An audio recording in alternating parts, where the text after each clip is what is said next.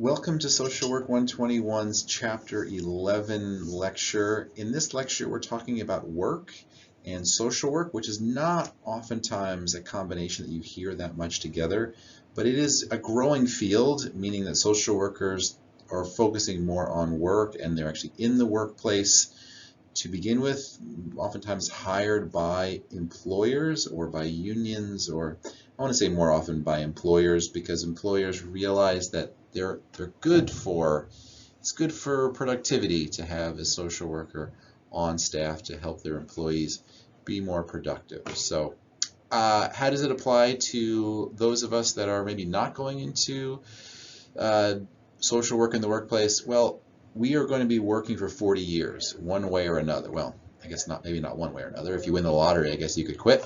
But you're probably going to spend 40 years at work, right, total, and maybe even more than that. And so it's good to realize, like, how is this going to go, and how is work different today than it was in the past, and how can we make it better in the future? So having said that, let's get started. The objectives of this chapter: we're going to talk a little bit about the history of work, 4 major problems involving work, and then describe social work in the workplace. So we'll start off here with a brief history of work. So this is more about the attitudes of work, I suppose. The ancient Greeks, which is actually where a lot of our thought comes from today, our architecture, our beliefs about the body and the mind being separate things, and spirituality being kind of separate from what we do, all that kind of stuff comes from the ancient Greeks. They thought that work was unpleasant and to be avoided if you could. And in fact, if you were going to work, that might interfere with your ability to be a citizen. And if you were working, then clearly your mind was being hurt in doing work, right? Obviously, we don't believe that still, probably because the Protestant Reformation started by Martin Luther, and the new thought around that was that work is sort of a curse, but it also is sort of a blessing. It kind of mixed those two together, which is kind of how I think that most people think about work today. We think it's really valuable, and we really don't know what we would do if we didn't work, but we all kind of dream about not working. So yeah, it's sort of a ambiguous, I think is the word there, for work. But most people would say it's really important, and in fact, if you want to talk to people about the problems in society, a lot of people will say things like, well, people don't want to work as hard as they used to want to work, right? So, all right, what else? The trends in the American workforce. I think this is interesting. We have an increasing number of white-collared professionals. My collar is brown today, but white-collared professionals are people who are not working with their hands or their back so much as their mind, right? That's why they used to wear white collars, yes, because you don't have to worry about getting them dirty. If you're in the dirt, you're in the mud and the muck, and then you're touching your collar, you're going to get it dirty, and so that's why, like, blue collar, I guess, is more. I don't know. The metaphor isn't working here.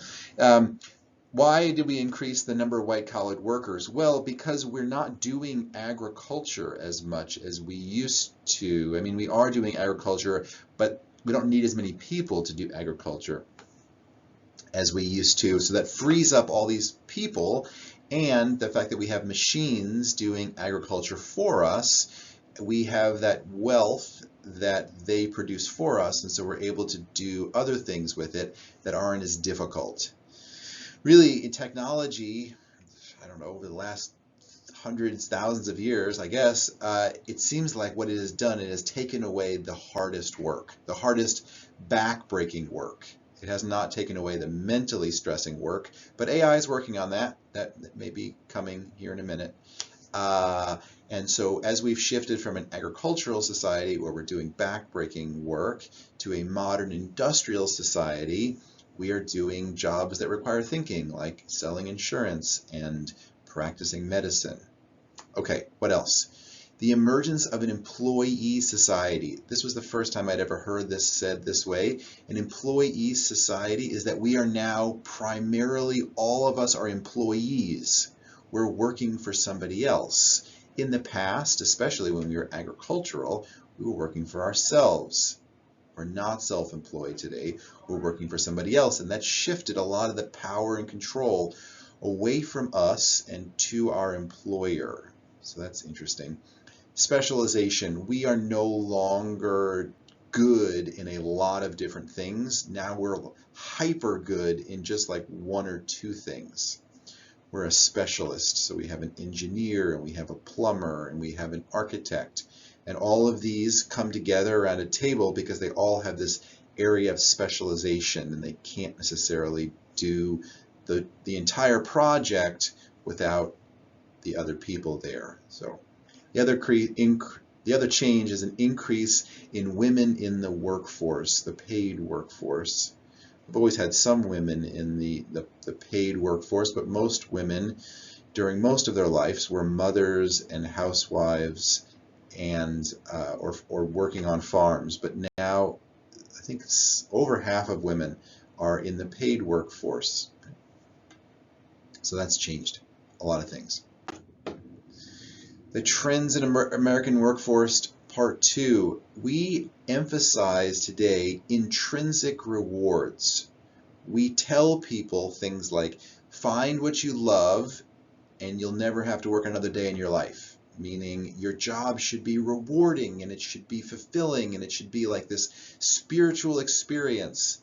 And yes, I'm a little bit cynical. That's too strong of a word. I think we've oversold it. I think that people have been set up to fail, because when we tell them things like, your job should make you feel really happy, it's like, well, that's not going to happen. So when that doesn't happen, people are going to feel like there's something's wrong with them, or something's wrong with the job. And so, but anyway, back to this. Focus on intrinsic rewards. We want people to feel like what they're doing is meaningful and challenging, and if it's not, we want to change things to make it more intrinsically. The opposite of intrinsic reward would be extrinsic reward, which is like money or status or something like that. Like it's like an outside thing that we get because we're working, right? It used to be like if you were a farmer, like most people used to be, at least in this country, you didn't do farming because it like made you happy, or you really believed that farming was the best thing for you to do. You did it because that was what you were supposed to do. That's what your father or mother did.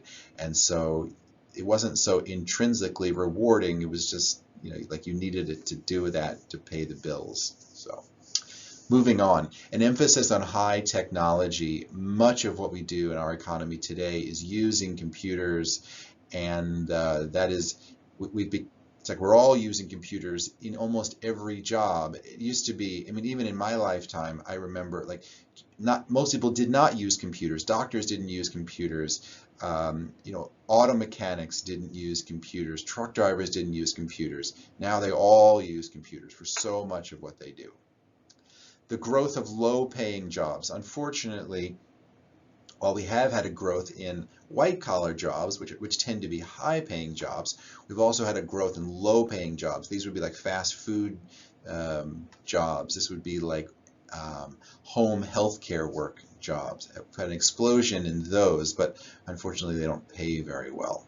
So, and then I think this is the last trend here, outsourcing to a global factory. We used to build a lot of our products that we use here in the United States. Think about Michigan, think about a lot of the Midwestern cities like Cincinnati and Chicago and Milwaukee and Detroit and St. Louis. These used to be like hubs of manufacturing. Now those things that they used to produce are being produced in other places like Latin America, and China is really the behemoth here. And that is because it's so much cheaper for us to do it there than for us to do it here. But it's had a lot of consequences. Like you should go to Detroit today and you can see that it is a sort of a has-been city. It's recovering slowly, but it's certainly its glory days, well, Hopefully they're in the future still, but they were better in the 1950s than they are today, for sure. So, all right. Describe 4 major problems involving work. It's focusing on alienation, discrimination, and harassment, unemployment, and occupational health hazards. Social work as a profession values work. Work is good. Work is good for a lot of different reasons. It gives people a purpose, it gives people friends, it gives people an identity. And so social work values the fact that people should, I don't know if should, maybe not, but working is really good and it should be valued, not just because of the paycheck or the status that it comes, but it's just valuable in and of itself. And work should be honored. It's an honorable thing to do, even if it's just you're flipping hamburgers, right? And so problems like these, alienation, discrimination, and harassment, they cause people to flee work, or they cause work which is valued to be considered less valuable by people. So anything we can do to eliminate these, reduce these, is going to cause people to work, and that's going to help them in a variety of ways. Let's talk about alienation. Alienation refers to the sense of meaningless and powerlessness that people experience when interacting with social institutions they consider oppressive and beyond their control. And so if you think about an alien that comes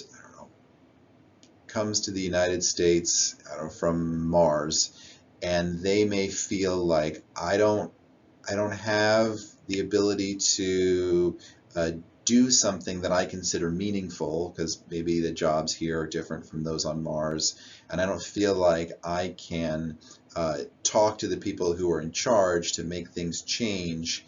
And when I go to the grocery store, like, they're not selling the food that I want to buy, and it just feels like it's all like outside of my control, like nothing I can do will make a difference, right?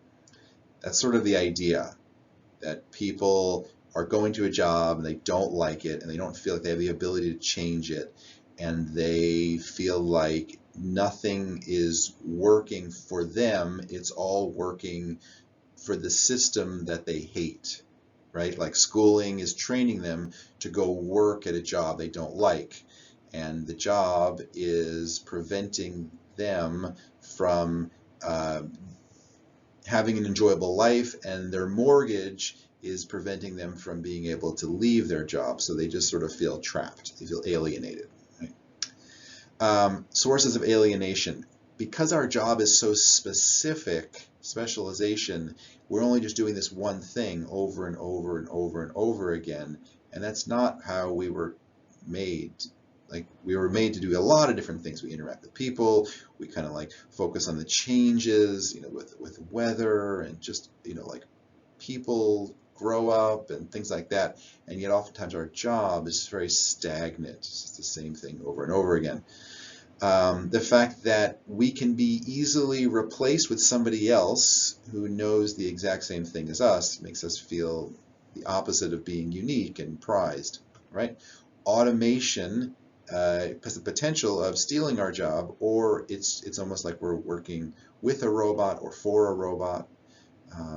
Our jobs may lack creativity because the company may have figured out, like, this is the most efficient way of doing things, and we're really not interested in what you might think about it, or if there's a different way of doing it, like we're not interested in that. So what do you do to confront alienation and job satisfaction? By the way, how big of a problem is this? It's like 2 out of 3 people don't feel engaged in their jobs. Like two-thirds of people feel like they are not actively engaged in their jobs. So I'd say it's a pretty big deal, actually. You can find out what is causing the dissatisfaction, and you can make changes. And honestly, it's actually, in that book, it talks about the changes that you make. They're not that big of a deal. Like having a conversation with your boss on a weekly basis, sitting around in a group of employees and just being able to talk about your problems, like that makes a big deal. Putting in a coffee break, like little things that actually cost the company pretty near nothing, actually make people's jobs a lot more enjoyable. They found that punching cards, like a time card, people don't like that. And if you just eliminate that, that actually makes people more productive. Um, yeah, a lot of different examples of little things that you can do to make jobs more fulfilling. Um, yeah. Harassment and discrimination. Well, we have laws that prevent harassment and discrimination. That doesn't mean that it doesn't happen, and it happens more often to people who are of color, who are religious minorities, who are racial minorities, who are women, who are born outside the United States, who are older, who have disabilities, or have I don't know what genetic information refers to. So if somebody though is multiple ones of those, so like for instance, if the person is a person of color and who also is a woman who's also older, then oftentimes the harassment is ×3 because of those multiple factors. There's a term for this, intersectionality, is that what that refers to. And so oftentimes standing up for that person against the harasser, or going to an employer and saying, hey, this is a problem and I'm making this your problem, sometimes acting as an advocate for that person can oftentimes do a world of good. What you don't want is for people to decide that working is not for them because the harassment is there. It's much, much better for that person and for society and for the company to deal with the problem that exists rather than kind of covering it up or ignoring it. Unemployment. Okay, so right now unemployment is pretty low. I think we're at like 4% unemployment, which is really low compared to historical data. Like normally about 1 out of every 10 of us is unemployed. But let's define unemployment, because it's not just somebody without a job, because there's a lot of people without a job. Maybe you're without a job because you're going to school. Maybe your grandparents are without a job because they're unemployed. Unemployment is when somebody is not working but is looking for a job. That is unemployment. And so when people are unemployed, actually, yeah, that's the definition, but I actually am also going to include people who are maybe retired, or who are on disability and are unable to work, or people who have just kind of dropped out of the workforce. A lot of times they are isolated. They are not working while the world is. So it's kind of like they're sitting it out while the rest of the world is playing ball. And they feel a lot of shame, and they feel like something's wrong with them. This especially, I think, affects men more often, because men think about themselves as their job. Men will say things like, I am an accountant, or I am an engineer, whereas oftentimes women will have titles that refer more to their relationships. Rather, right? Obviously, there's crossover, and there's not always going to be that way. But if you look at the depression rates and suicide rates among people, oftentimes if it's related to a job, it's more likely to be a man that's suffering in that way. Or anyway, what's interesting to me is that even if somebody gets a job who, say, has been unemployed for 6 months, that attitude, that distrust remains maybe even years after they've got reemployed. Right? So staying without a job is not good for our health. It is not good for our socialization. And the reason why I include even retirees in this category is that when people, and again, oftentimes it's more men than women, will dedicate their entire lives to their jobs. I just saw a movie about this. A man called a man called Otto. Sorry, the original whatever. A Man Called Otto with Tom Hanks. The guy quits his job, or I think he's pushed out. One of the two, doesn't really matter. And he doesn't have a life outside of his job, and so he's really lonely, and he tries to commit suicide on multiple occasions because it's like his whole identity is caught up in his job, and he lost his wife. And And so it's a big deal, this isolation. So before people retire, they need to have a backup plan. They need to have something to do that's not just like, I don't know, like do nothing or whatever I want. That's not a real retirement plan. They need to have something. They need to be tutoring kids with reading problems. They need to be volunteering at thrift stores. They need to, I don't know, to be a consultant, something. So, all right, off my soapbox here. The cuts in government tax revenues. When you're not working, you're not earning money and you're not paying income tax, which is a huge government tax revenue. So that hurts the government tax revenue. And oftentimes, when someone's unemployed, they're receiving government taxes in the form of benefits. So, all right, who are unemployed? Because it's not equal across the board. We mentioned earlier, it's more oftentimes racial minorities, right? It's more often women, older workers. The unskilled and the semi-skilled are more likely to be laid off during a recession. They're more likely to be laid off, period, actually. And it seems like the more education and the higher your position within an organization, the harder it is to fire you.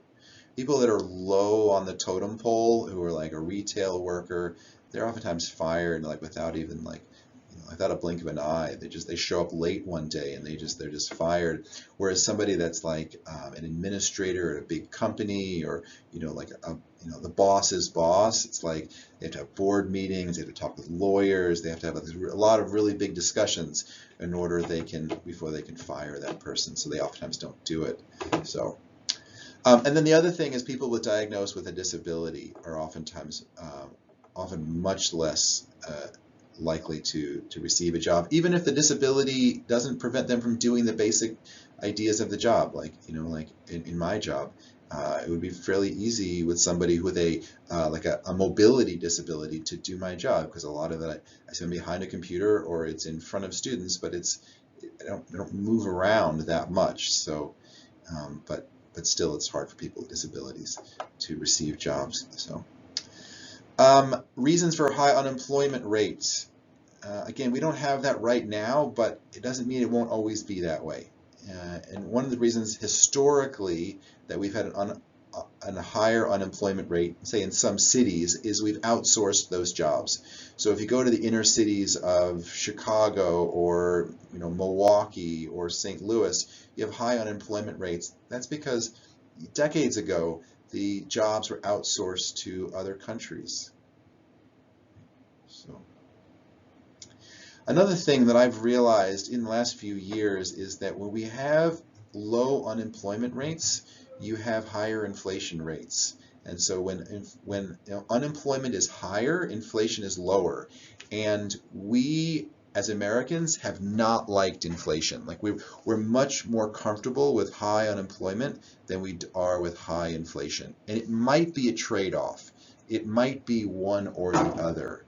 I'm not an economist, but it is very interesting to me, and I do think about it a lot. And so that would be an example of structural unemployment problems. Like the structure actually benefits from unemployment. All right. Factors that reduce unemployment. When we have low interest rates, companies are more likely to take out loans and build new businesses and hire new people. Wars put people to work, sends other people off to war, and so there's job openings that they used to fill. The development of new products oftentimes needs people to do the building of those products and use those products in doing some sort of service, right? So how do you confront unemployment? When the economy is growing, like it has been over the last 12 or 15 years, unemployment goes down. That's why unemployment is low right now, because we've had a lot of job growth. And even today, when they're trying to, it's 2023, they're trying to slow down the economy. They haven't been successful. They've been raising interest rates. They're trying to slow down the economy, to try to slow down inflation. And they haven't been able to do so. And they think that the reason that they haven't been able to do so is because people are continuing to shop, but with credit cards now. So we're still producing a lot because we're buying a lot, we're using a lot, but who knows if that's going to continue. If that doesn't continue, then you can look for higher unemployment.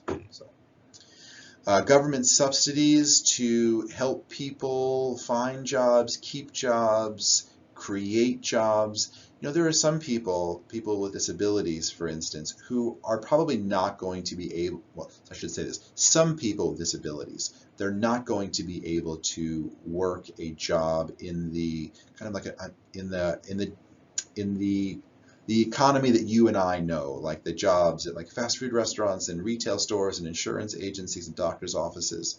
People would say, like a 50 IQ, they're probably not going to be able to work in any of those jobs. But one of the things that we can do is that we can create jobs for them to do. Building things with their hands or assembling things, and that may not make much money, but it's still, again, social work values work because it gives value to people. It allows them to contribute to the larger society, right?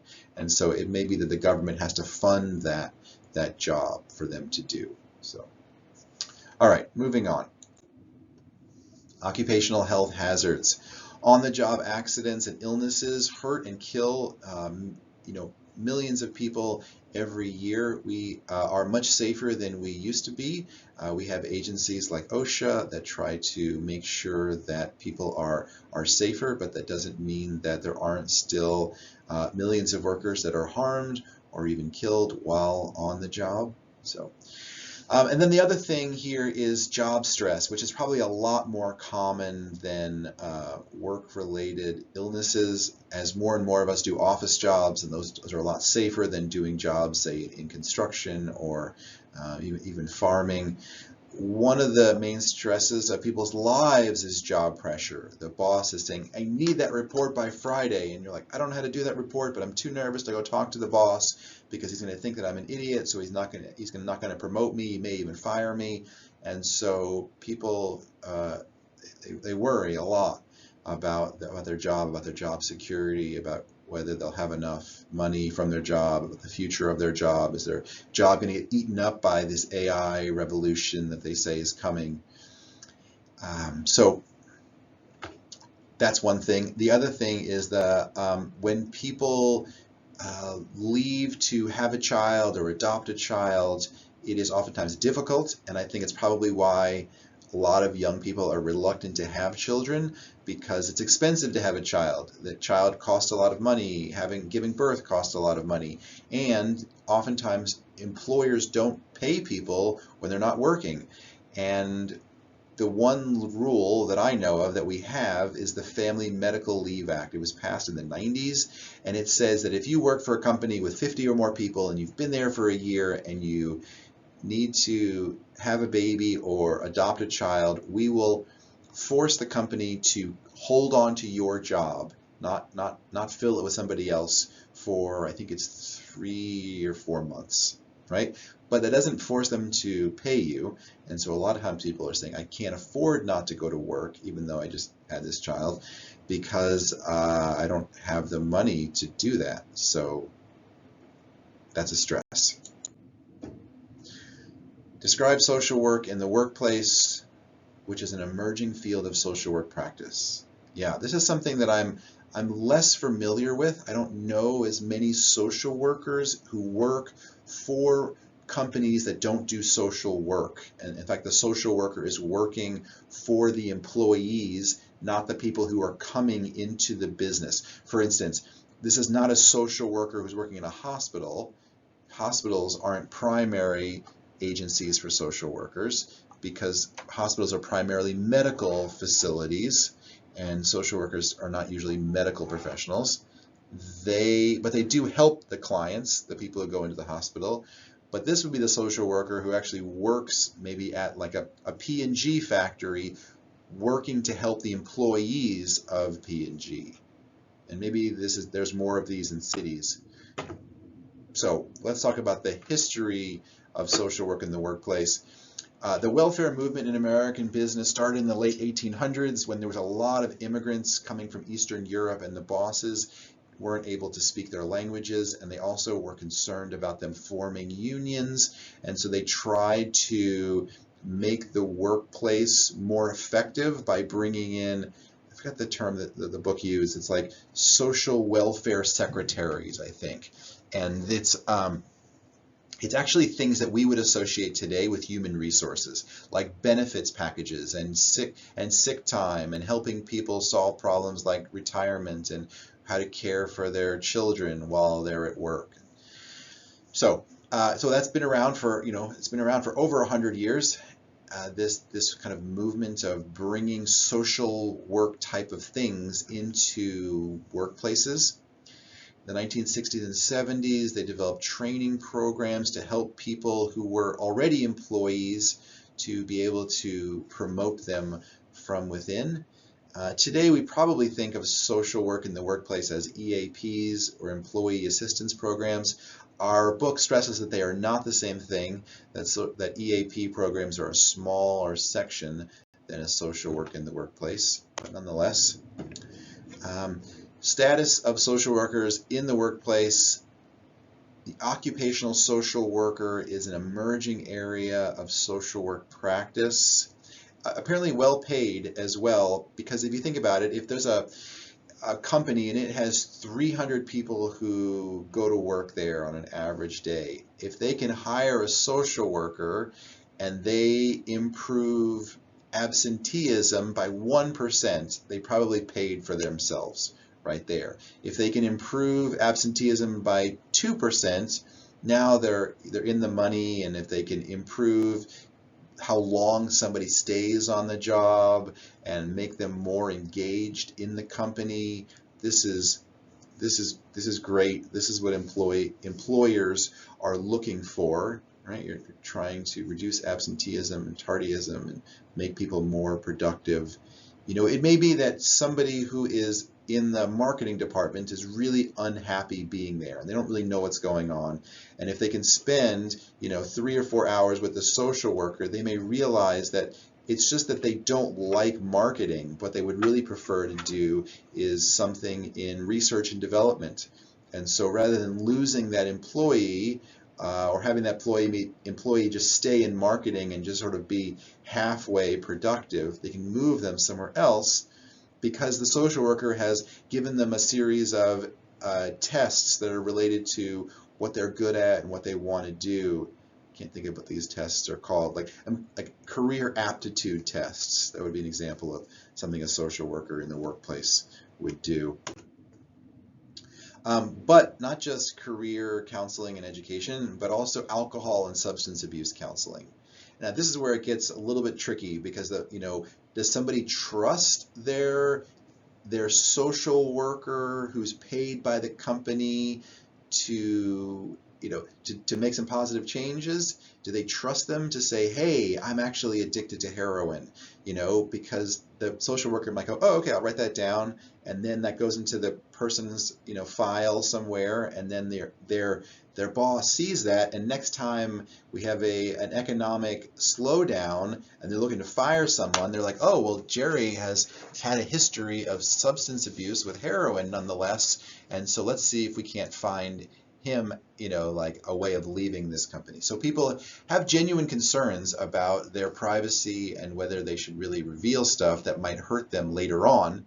And that's just for the basic worker. If there's a problem among a supervisor, they may even have more to hide, because they feel like, well, I'm supposed to be the one that has their life more together than the basic worker. So that's kind of important to kind of figure out, like, what are the rules around confidentiality.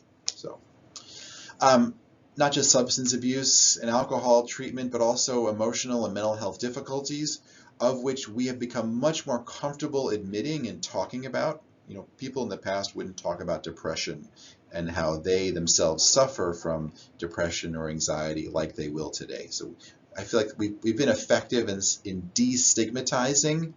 I know we still have maybe some work to do.